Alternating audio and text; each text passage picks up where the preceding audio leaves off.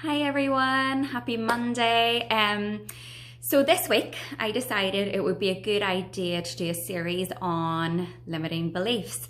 And the reason that I picked this topic is because it's something that none of us seem to be immune to.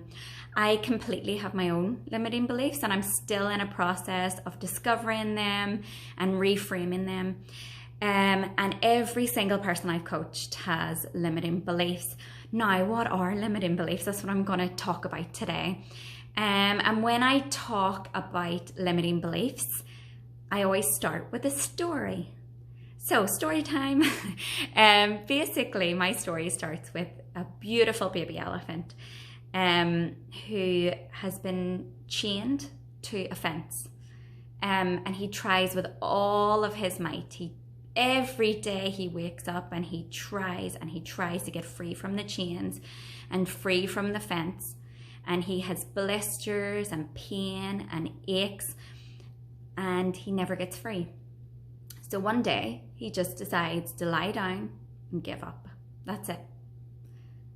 So despite the fact that within a few years he's 10 times bigger than what he was as a baby and he could possibly take the fence with him, he's so strong, he decides that actually there's no point trying. Because his limiting belief has led him to believe he can't get out of that. Even though so easily he can, he feels he can't break free. So how does that relate to us? Okay, how does baby elephant trapped in a fence relate to us? Well, it relates to our limiting beliefs about ourselves. The I can't, I don't, all the things that hold us back from living the life that we have, all those things that daily I'm speaking with my clients about. So for me, my biggest limiting belief when becoming a mum, because I think that's such a big transition in your life, was the stereotypical mother. The 1950s, look at me, I'm cooking organic food with my babies. I'm giving them sugar-free treats. They've got the apron on. They're immaculate. The house is well looked after. The children are well looked after. They're well behaved. And that's what I thought I was supposed to be when I became a mum.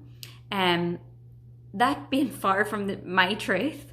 And that's what I'm always about. It's about living your truth, living my truth. That was not my truth. That was never who I was supposed to be. It was never who I wanted to be for my children either. And it took me a long process to realize that. And I hear this every day from my clients, as I said. You're talking about corporate women who still believe they have the 40-hour-a-week job.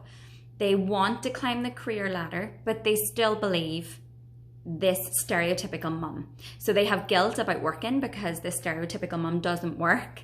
They have guilt about not being at every single appointment with their child, not being there every single milestone, everything that the child does, not being there for homework every evening, because you feel that mum wouldn't do that. So where did the limiting beliefs come from? Well, they come from a variety of different places. Society is one. This mother is created by society. They come from our own parents, our own teachers. If someone has told you from a young age you can't do something, you're not good at something, that's where that comes from. So you telling yourself, well, I can't draw, Actually, something that I've done recently, I started crocheting during lockdown. I was never good at knitting, and I remember a teacher telling me I would never be good at knitting, and I'm actually all right at knitting, like there's no problem, and I just always believed I couldn't crochet. I never tried it, but I just believed, and guess what? I can crochet. It's unbelievable. If you put the time in, you can do it. So somebody telling you you're not good at something does not mean that should be stamped on you for absolutely the rest of your life. So what limiting beliefs do I hear from my mums? Okay, so the big one is about self-care. I don't have time. I don't have time for self-care. And if I question them a bit further than that, sometimes you find their partners have plenty of time for self-care. But there's another limiting belief tied to I don't have time, which is I am the mum. I should take full responsibility for my child and I should be the person doing all of the chores at home. really that is a massive limiting belief, because you're taking all the responsibility for someone else so that they can live their best life. Other things I hear is I can't afford to do something, even though they're maybe spending money elsewhere on things that aren't relevant and that don't add value to their lives.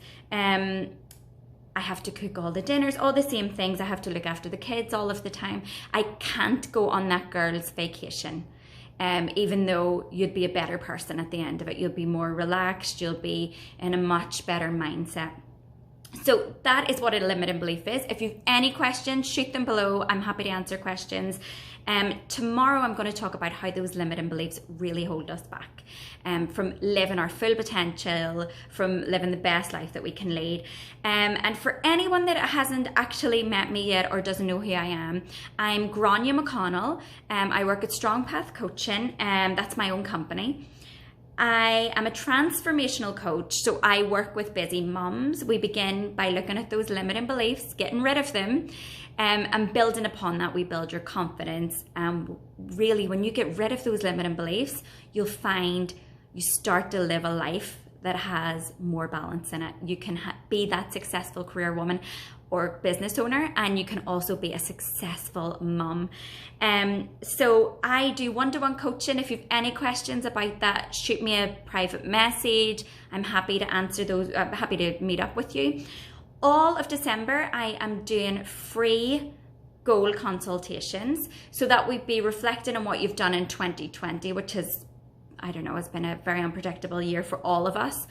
And then what we do is build upon that to make aspirational goals that have longevity through 2021. So if you're interested in having that goal consultation, shoot me a message and we'll get that. I can send you my calendar and we can get an appointment set up.